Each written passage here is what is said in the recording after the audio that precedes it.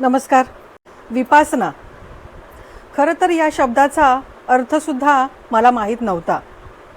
पण 1-2 वर्षापासून माझ्या मनामध्ये, कारण मी याचे व्हिडिओ पाहिलेले होते, म्हणून माझ्या मनामध्ये सारखं मनात येत होतं की मी विपासना या कोर्ससाठी जावं. 10 दिवसाचा हा कोर्स आहे, पण मग मला 10 दिवस कसे काढता येतील, 10 दिवस तिथे राहायचं आहे, हे सगळं मनामध्ये होतं. पण निश्चय तर केलेला होता की मला हा कोर्स करायचा आहे. काय असेल याच्यामध्ये नेमकं आणि कशासाठी लोक जात असतील. मग याचा व्हिडिओ मी यूट्यूबमध्ये बघायला सुरुवात केली. तर त्याच्यामध्ये लोकांचे अनुभव काही होते. तर त्यामध्ये खूप काही असे अनुभव दिलेले होते की 10 दिवस मौन पाळायचं आहे, 10 दिवस कंटिन्यू मेडिटेशन्समध्येच असणार आहे. मला असं खूप छान आनंद वाटला की अरे वा, 10 दिवस फक्त मेडिटेशन्स. तर त्याच्यासाठी मला खूप आनंद झाला की बाहेरच्या जगात पासून आपण अलिप्त राहून हा दिवस फक्त आणि फक्त मेडिटेशन्स करायचा. त्यानंतर वेबसाईट त्यांची ओपन केल्यानंतर पाहिलं तर तिथे मला काही रजिस्ट्रेशन, खूप वेळा ट्राय केलं पण रजिस्ट्रेशनसाठी मला तिथे काही ऑप्शन्स नव्हते, कारण ते फुल होत्या, जागा सगळ्या फुल होत्या. आणि असंच मी अगोदर ऑक्टोबर नोव्हेंबरच्या दरम्यान प्रयत्न केला. एक रात्री दीड 2 वाजले असतील, कुंडली बनवत होती मी. आणि त्यावेळी अचानक माझ्या मनात आलं की आता पुन्हा एकदा आपण ती साईट ओपन करून बघू. साईट ओपन केली, त्यामध्ये मला फॉर्म दिसला आणि तिथे रजिस्ट्रेशन ओपन होतं. आणि त्याच्यानंतर ओपन झाल्यानंतर पाहिलं तर फॉर्म वगैरे भरू शकत होतो आपण. तर मग त्याप्रमाणे मी माझा फॉर्म भरायला सुरुवात केली, फॉर्म सबमिट केला आणि तो सक्सेसही झाला. त्याच्यानंतर मला लगेच मेलवर मेसेजही आला की तुमचा फॉर्म सक्सेसफुली आमच्याकडे रजिस्टर झालेला आहे. आणि नंतर 2-3 दिवसानंतर त्यांच्याकडून कॉल आला आणि कन्फर्मेशन पुन्हा त्यांनी घेतलं की तुम्ही नक्की येणार आहात का. तर मी त्यांना कन्फर्मेशन दिलं की हो, मी नक्की येणार आहे. तर हे सगळं झालं. आणि त्याच्यानंतर आता 4 महिन्यानंतर, म्हणजेच हा जो कोर्स होता तो 11 मार्च ते 22 मार्च 2026 हा त्याचा जो कालावधी होता. तर मग हे जे 4 महिने होते ते आता कधी तो दिवस येतोय हे कंटिन्यू असं वाटत होतं की मला हे जे 10 दिवस आहेत ते अटेंड करायला मिळायला पाहिजे. कुठलेच अडथळे याच्यामध्ये येऊ देऊ नको. तरी सुद्धा मी माझ्या मनाची तयारी केलेली होती की नाही, कितीही प्रॉब्लेम जरी आले तरी मी हा कोर्स जॉईन करणार. आणि त्याप्रमाणे 11 मार्च ही तारीख आली आणि त्याच्यानंतर मी माझी पॅकिंग वगैरे सगळी केली. आता तुम्हाला त्या पॅकिंगमध्ये, कारण ज्या व्यक्ती आता पुन्हा जाणार आहेत तर त्यांच्यासाठी हे खास करून तुम्हाला तिथे जाताना कुठल्या कुठल्या वस्तू न्यायच्या आहेत त्या आवर्जून मी सांगते. कारण त्या तशाच प्रमाणे नेल्या तर तुम्हाला तिथे काही प्रॉब्लेम्स येणार नाही. पहिली गोष्ट तर तुमचा जो काही ड्रेस असेल ते साधे सुधे अगदी सिंपल ड्रेस असावे, कॉटनचे ड्रेस असावे, लूज व्यवस्थित असावे, ज्याच्यामध्ये आपण मांडी घालून व्यवस्थित मेडिटेशनसाठी बसू शकतो. अशा प्रकारचे 10 व्यवस्थित सिंपल कॉटनचे ड्रेस असावे. त्यानंतर ते धुण्यासाठी सुद्धा आपल्याला व्यवस्थित साबण किंवा वॉशिंग पावडर आपल्याला न्यायची आहे, ब्रश न्यायचा आहे, आपल्या आंघोळीसाठी आपल्याला साबण न्यायचा आहे, आपण जे काही फेस वॉश वगैरे वापरतो ते सगळं न्यायचं आहे. त्याचप्रमाणे मी जी चूक केली की मी जे हँड वॉच आहे ते घेऊन गेली नाही, कारण आपला मोबाईल तिथे हँडओव्हर करावा लागतो. 10 दिवस आपला मोबाईल हा स्विच ऑफ असतो, त्याच्यामुळे आपल्याला टाइम वगैरे हे सगळं काही बघायला मिळत नाही, कॉलही कुठला करायला मिळत नाही. त्यामुळे पूर्णपणे 10 दिवस आपला मोबाईल त्यांच्याकडे स्विच ऑफ असतो. लॅपटॉप वगैरे जर आपण नेत असू, कारण ही चूक मी सुद्धा केली. मला असं वाटलं की 12 तास मेडिटेशन्स करायचं आहे, पण त्यानंतर जर आपण फावल्या वेळात आपण आपलं काम करू शकतो, पण नाही करू शकत. त्यांचे पूर्णपणे रेस्ट्रिक्शन्स आहे की लॅपटॉपला हात लावायचा नाही, वही पेन हे सगळं काहीच तिथे अलाव करत नाही. हे जर आपण घेऊन गेलेलो असू तर तिथे ते आपल्याला पूर्णपणे हँडओव्हर करावं लागतं. त्याच्यामुळे लॅपटॉप वगैरे घेऊन जाऊ नका. मोबाईल तुम्ही घेऊन जाऊ शकता, पण तो तिथे हँडओव्हर करावा लागतो, पूर्णपणे स्विच ऑफ करावा लागतो. त्यानंतर तुम्ही काही दागिने घालत असाल, सोन्याचे दागिने घालत असाल तर ते घरीच ठेवून जा, कारण तिथे गेल्यानंतर ते पुन्हा त्यांच्याकडे हँडओव्हर करावे लागतात. त्याप्रमाणे वॉच जे मी सांगितलं खूप महत्त्वाचं आहे, कारण मला त्याच्यामुळे खूप प्रॉब्लेम झाला. कारण रात्रीचे किती वाजायचे, कारण तिथे जो काही वॉच ठेवलेला होता, फर्स्ट फ्लोअरला एका ठिकाणी जो वॉच होता, सेकंड फ्लोअरला एका ठिकाणी जो वॉच होता, बस तेवढाच होता. त्याच्यामुळे आपल्या रूममध्ये वॉच नसल्यामुळे आणि माझ्याकडे वॉच नसल्यामुळे भरपूर प्रॉब्लेम झाला. किती वाजत होते ते समजत नव्हते, कारण पहाटे 4 वाजता उठायचं होतं. आंघोळ करून वगैरे 4:30ला त्या हॉलमध्ये मेडिटेशनसाठी जायचं होतं. त्यामुळे वॉच नसल्यामुळे मला खूप खूप प्रॉब्लेम आला. वॉच घ्यायला विसरू नका. आणि त्याप्रमाणे बाकी सँडल, मी सुद्धा ही चूक केली, कारण मेल जेव्हा आलेला होता त्या मेलमध्ये खरं तर ह्या सगळ्या गोष्टी दिलेल्या होत्या. तर त्याप्रमाणे सँडल घालून गेलेली होती. तर अशा प्रकारे तुम्ही चूक करू नका. साधी चप्पल, स्लीपर, अगदी साधी चप्पल ज्याचा आवाज टाक टाक टाक करून होणार नाही, अशा प्रकारे अगदी स्लीपर टाईप साधी चप्पल घालून जायची आहे. कारण आपल्याला फक्त आपल्या रूममधून मेडिटेशनच्या हॉलमध्ये आणि तिथून फक्त आपल्याला एका गार्डनमध्ये फिरायचं आहे. तर टाइमपास थोडासा एक अर्धा तास करायचा आहे, जेवल्यानंतर, नाश्ता केल्यानंतर, आणि पुन्हा मेडिटेशन रूममध्ये यायचं आहे, पुन्हा रूममध्ये जायचं आहे. हेच फक्त आपलं चक्र तिथे चालू असतं. त्याच्यामुळे आपल्याला चप्पलची सुद्धा तिथे गरज लागत नाही. साधी सुधी चप्पल असावी. त्याचप्रमाणे तिथे आपण पावडर लावू शकत नाही, फाउंडेशन लावू शकत नाही, लिपस्टिक लावू शकत नाही. आपण विदाऊट फिल्टर आपला फेस तिथे असावा. म्हणजे हे सगळं तिथे काहीही चालत नाही, हे सगळं तिथे आपण लावू शकत नाही. त्याचप्रमाणे 10 दिवस पूर्णपणे मौन, म्हणजेच आपण 10 दिवस कोणाशीही बोलू शकत नाही.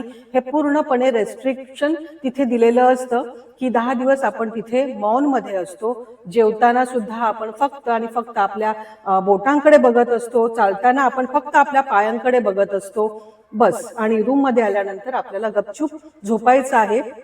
एवढंच करायचं आहे. सकाळी उठल्यावर आपल्याला दिवसभराचा जो काही शेड्यूल आहे मेडिटेशनचा, तो शेड्यूल आपल्याला मेडिटेशनचा पाळायचा आहे. अशा प्रकारे हे जे शेड्यूल असल्यामुळे ह्या सगळ्या ज्या वस्तू आहेत व्यवस्थित घेऊन जायच्या आहेत. त्याचप्रमाणे आपल्याला टूथपेस्ट, ब्रश हे सगळं सुद्धा घेऊन जायचं आहे. हे सगळं झाल्यानंतर, आणि जास्त काही पैसे घेऊन जायची गरज नाहीये. जास्त पैसे जरी नेले तर ते सुद्धा आपल्याला तिथे हँडओव्हर करावे लागतात. तर आता हे सर्व झालं. आपल्याला तिथे जे काही सामान घेऊन जायचं आहे त्याबद्दल. आम्हाला तिथे 2 वाजेपर्यंत, 11 तारखेला 2 वाजेपर्यंत पोहोचायला सांगितलेलं. आणि त्याच्यानंतर रजिस्ट्रेशन रूममध्ये पुन्हा एकदा रजिस्ट्रेशन झालं. जे काही वस्तू होत्या त्या आम्ही हँडओव्हर केल्या त्यांना. मोबाईल वगैरे ते सगळं स्विच ऑफ केला. ज्यांना काही मेसेजेस पाठवायचे होते ते मेसेजेस पाठवले की 10 दिवस अवेलेबल राहणार नाही. आणि त्याच्यानंतर सगळं काही आमच्याकडून जे व्हॅल्युएबल्स होतं ते त्यांनी घेतलं. आम्हाला 2 कार्ड दिले गेले की एक कार्ड जे आहे ते आपले जे काही व्हॅल्युएबल्स होते त्याच्यावर जो नंबर लिहिलेला होता तो व्यवस्थित कार्ड जपून ठेवायला सांगितला. कारण पुन्हा ते कार्ड दिल्यानंतर आपल्या ज्या वस्तू आहेत ते आपल्याला मिळणार होत्या 10व्या दिवशी. आणि त्याच्यानंतर आपल्याला मेडिटेशनमध्ये बसणार जे होतो, आपली जी गादी होती ती आपली 10 दिवस तीच गादी असणार आहे.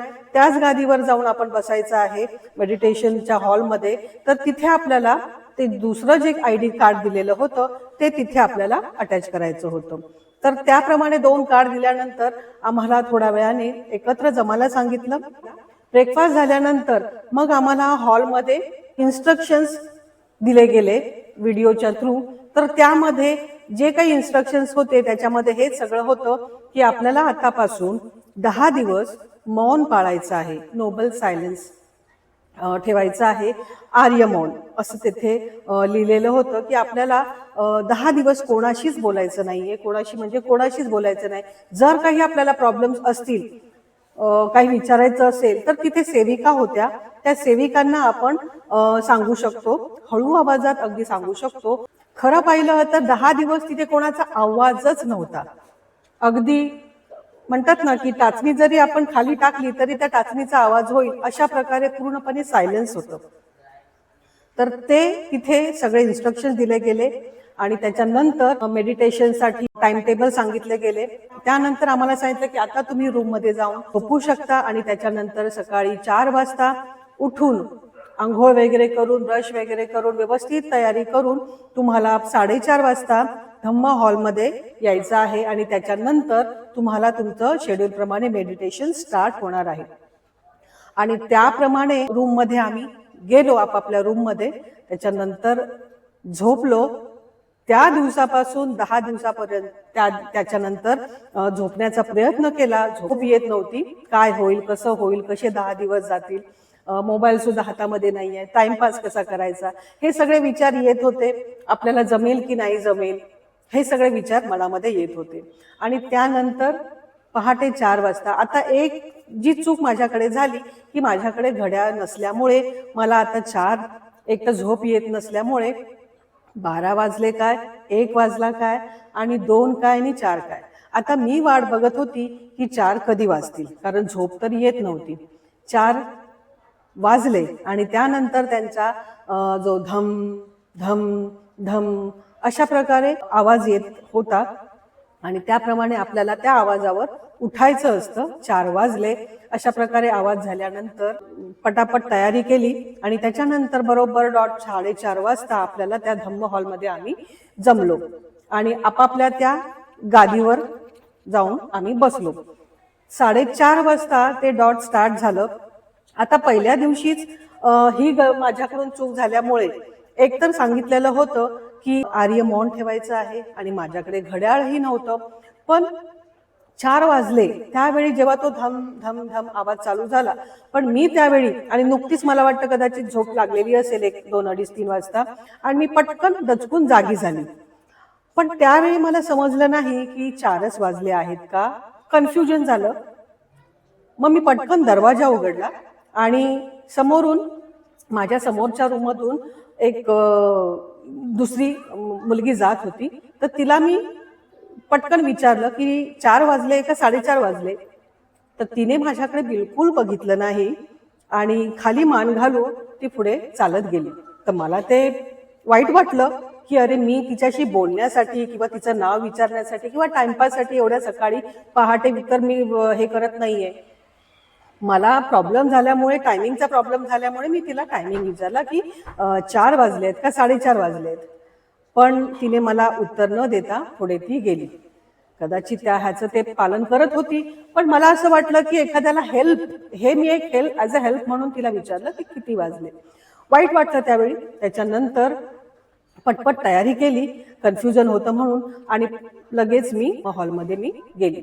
पण त्यावेळी 4च वाजलेले होते आणि 4:30ला डॉट मी तिथे पोचली. पण त्या दरम्यान सुद्धा 5 मिनिट मला उशीर झाला. 4:30 वाजून गेलेले होते आणि लगेच तिथे सेविका, आपली जी आपण आरती करत असतो तेव्हा ती जी बेल वाजवतो आपण, घंटा वाजवतो छोटीशी, ती घंटा दरवाजाच्या बाहेर ते वाजवायला लागली. आणि त्याच्यानंतर मी लगेच दरवाजा खोलला. तर लगेच मग मी त्या धम्म हॉलमध्ये गेली. तर अशा प्रकारे 4:30 ते 6:30 पर्यंत 2 तासाचं मेडिटेशन झालं. त्याच्यामध्ये सांगितलं गेलं आपल्याला फक्त आणि फक्त आपल्या श्वासावर लक्ष केंद्रित करायचं आहे. आता मेडिटेशनसाठी मी यूज टू असल्यामुळे, मी घरात मेडिटेशन हे कंटिन्युएशन करत असल्यामुळे मला मेडिटेशनचा हा प्रकार एकच वाटला की हा अशाच प्रकार असेल.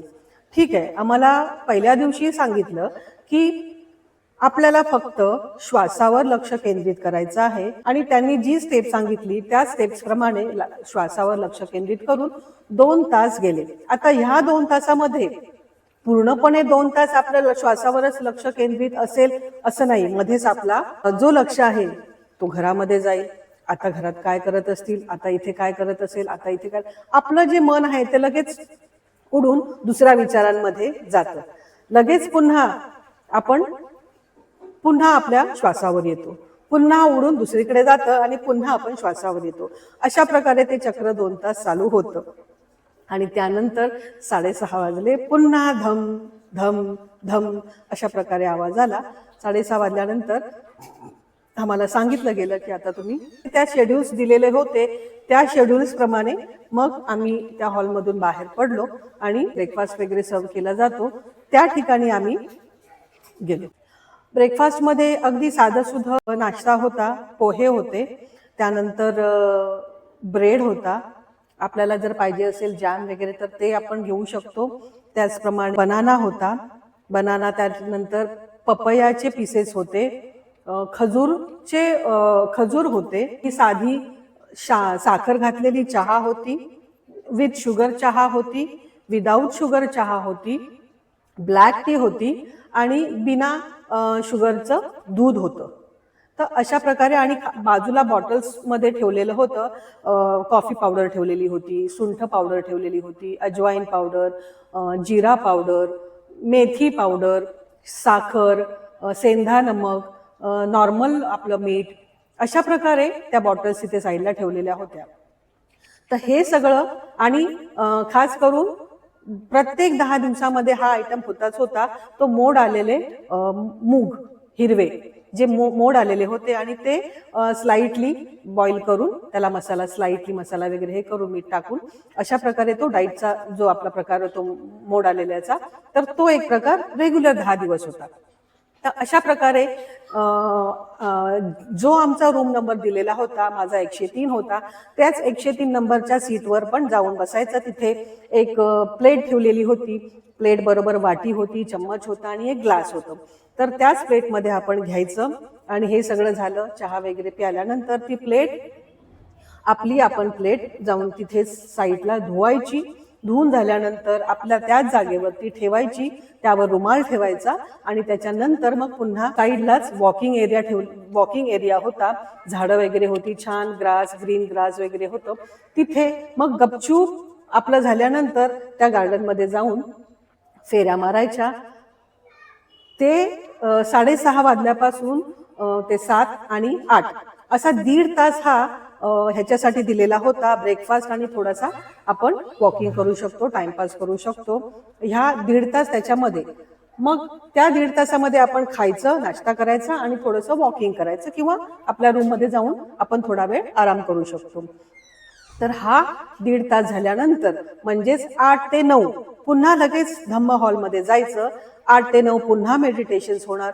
पुन्हा आपल्याला श्वासावर लक्ष केंद्रित करायचंय. जी स्टेप त्यांनी सांगितली ती स्टेप करायची आणि 8 ते 9 झाल्यानंतर पुन्हा आपलं लक्ष दुसरीकडे, पुन्हा आपलं लक्ष आपल्या श्वासाकडे, पुन्हा कुठेतरी धावत चाललंय, पुन्हा आपल्या श्वासाकडे लक्ष केंद्रित करतोय.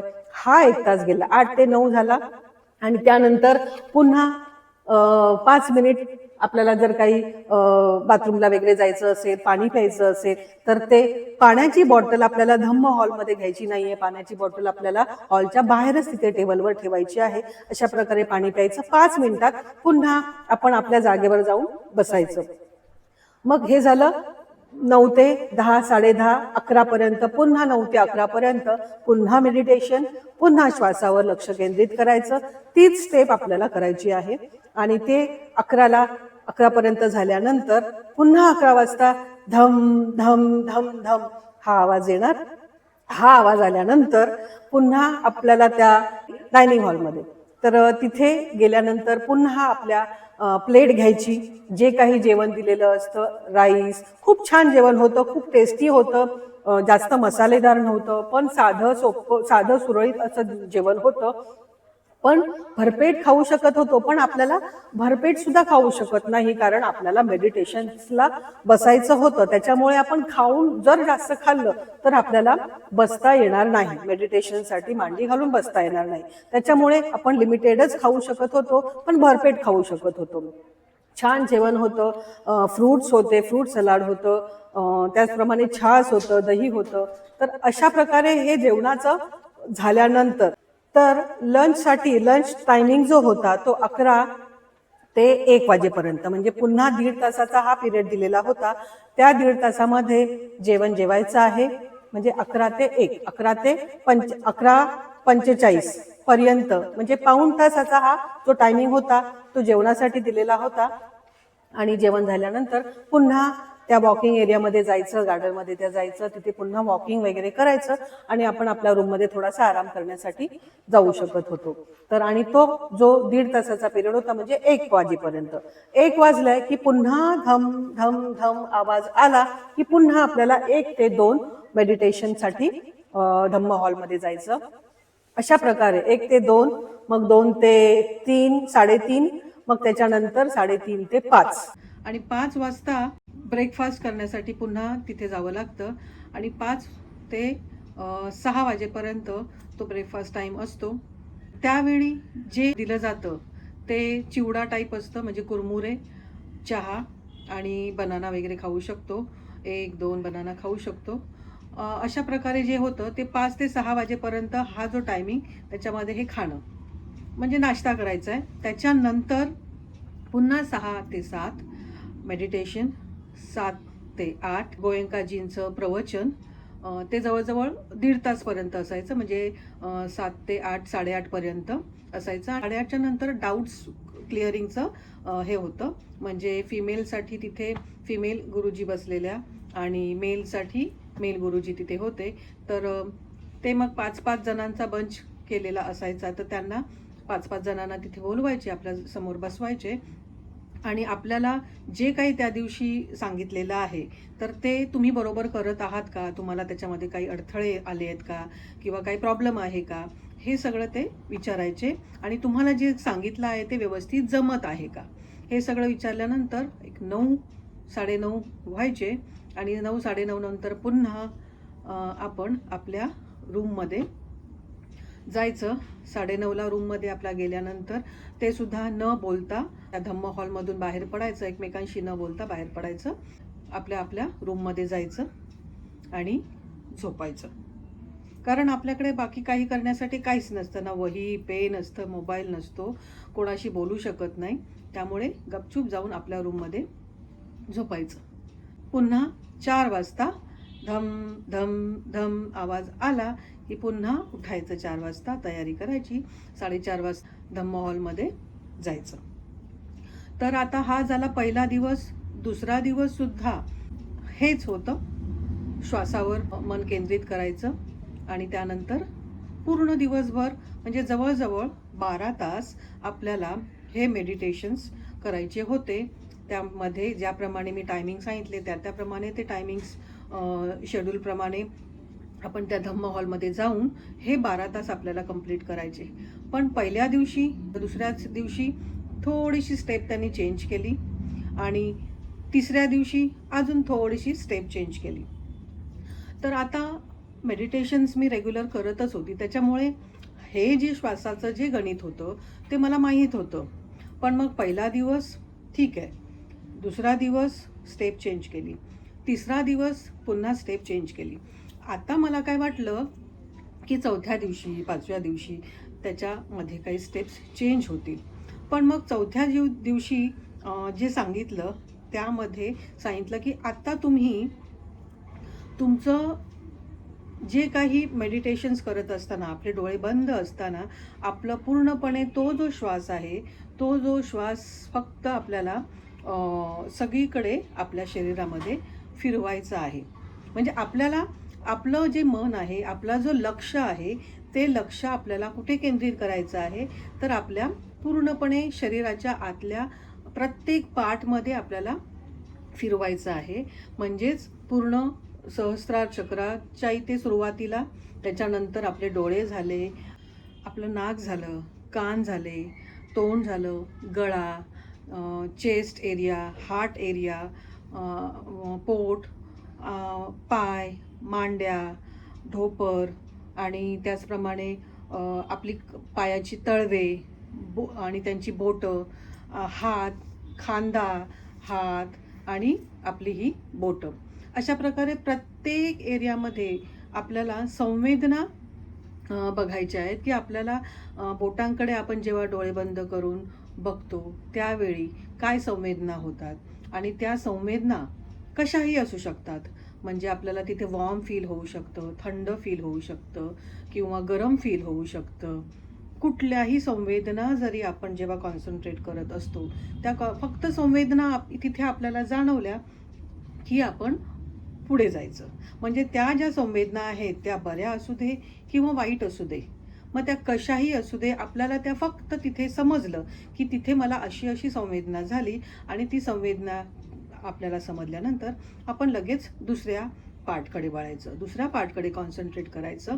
तिथेही आपल्याला ज्या काही संवेदना समजत आहेत आणि त्या संवेदना समजल्या म्हणजे जवळजवळ आपल्याला त्या प्रत्येक पार्टवर जास्तीत जास्त 1 मिनिट थांबायचं आहे, संवेदना बघायच्या आहेत आणि त्यानंतर आपल्याला अशा प्रकारे पूर्ण शरीर आपलं कशा प्रकारे आपल्याला संवेदना देत आहे ते आपल्याला बघायचं आहे. फक्त एवढंच आहे. याचाच अर्थ त्यांनी सांगितलेलं आहे की आपल्याला आपल्या शरीरामध्ये काहीतरी टोचतंय किंवा नाही टोचत आहे, म्हणजे काहीतरी दुखतंय. मग दुखतंय तरीही आपल्याला तिथे लक्ष द्यायचं नाही आहे.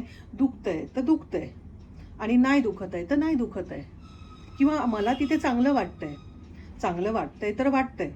आता ते वाटल्यानंतर आपल्याला असं करत बसायचं नाही आहे की अरे खूप मला छान वाटतंय आणि पुढच्या पार्टवर गेल्यानंतर जर तिथे दुखतंय तर आणि मग त्यावेळी आपण असं बोलू शकत नाही की अरे मला इथे दुखतंय म्हणून. हां, दुखतंय तर दुखतंय. ही संवेदना आणि ही संवेदना होत आहेत तर होत आहेत, आणि त्या संवेदना आपल्याला एहसास करायचे आहेत आणि त्याच्यानंतर आपल्याला पुढे जायचं. याचाच अर्थ त्यांनी सांगितला आहे की आपल्याला अशाच प्रकारे आपल्या लाईफमध्ये ज्यावेळी आपल्याला दुःख होतं आहे आणि ते आपण पकडून ठेवतो. एखाद्या व्यक्तीने काहीतरी प्रॉब्लेम केला आहे एखाद्या व्यक्तीला, आणि मग त्यावेळी ती व्यक्ती म्हणते की नाही मी सोडणार नाही त्या व्यक्तीला, नाही मी ती सोडणार नाही व्यक्तीला. पण समोरच्या व्यक्तीने त्या व्यक्तीला कधीच सोडून दिलेलं असतं, समोरच्या व्यक्तीने ते धरलेलंच नसतं. पण ही जी व्यक्ती आहे ती नेहमी, म्हणजे आपण नेहमी असा विचारतो, नाही नाही मी कधीच विसरणार नाही, मला त्या व्यक्तीने त्रास दिलाय, मी त्या व्यक्तीला कधीच सोडणार नाही. असं करून करून आपण त्याला आपल्या हार्टमध्ये जमा करून ठेवत असतो, आणि त्या व्यक्तीने तर आपल्याला कधीच सोडून दिलेलं असतं. म्हणजे आपण त्याला किती वेळा पकडून ठेवणार आणि मग त्याचा त्रास आपल्यालाच होणार. म्हणजे वर्षानुवर्ष आपण ते दुःख आपल्याजवळ जमा करून ठेवतो. आणि आतापर्यंत जी काही माहिती मी तुम्हाला या व्हिडिओमध्ये सांगितली, तर जे कोणी विपासनेसाठी जाणार असतील त्यांना हे माहिती नक्कीच उपयोगी पडेल. तर या विपासनेमध्ये काही महत्त्वाच्या ज्या गोष्टी घडल्या त्या मी तुम्हाला पुढच्या व्हिडिओमध्ये पूर्णपणे स्पष्टपणे सांगेन. तर आतासाठी धन्यवाद.